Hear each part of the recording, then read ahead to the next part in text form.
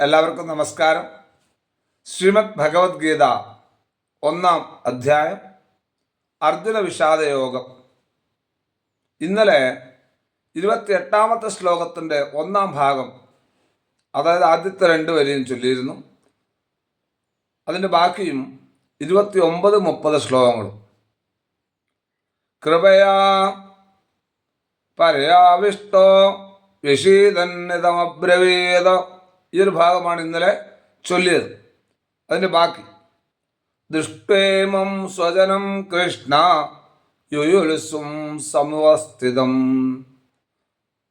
ശീതം ദിമമഗാത്രാണി മുഖം ച പരിശുഷ്യതി വേവധശ്ച ശരീരേ മേ രോമഹർഷശ്ച ജായതേ ഗാണ്ഡീവം സംസദേഹസ്താത് ത്വക്ചൈവ പരിദഹ്യതേ നച ശക്നോമ്യവസ്ഥാതും ഭ്രമതീവ ച മേ മനഃ.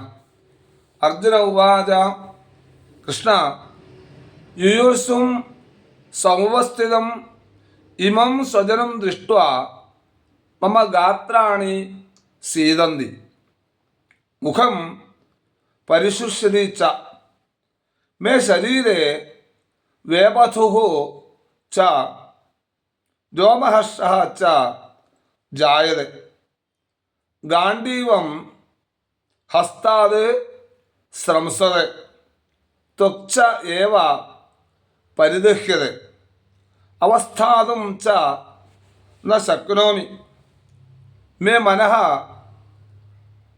ഭ്രമതി ഇവ ച.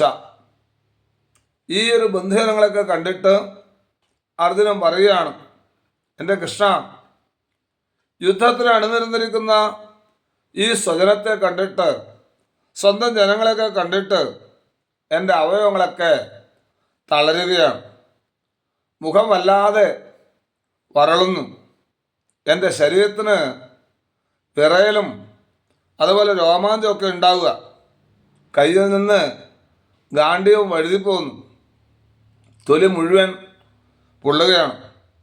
നേരെ നിൽക്കാൻ പോലും എനിക്ക് കഴിയുന്നില്ല കൃഷ്ണ. എൻ്റെ മനസ്സ് ചുറ്റിക്കറങ്ങുന്നത് പോലെ തോന്നുന്നു. ഇതാണ് അർജുനൻ പറയുന്ന വാക്കുകൾ. നന്ദി, നമസ്കാരം.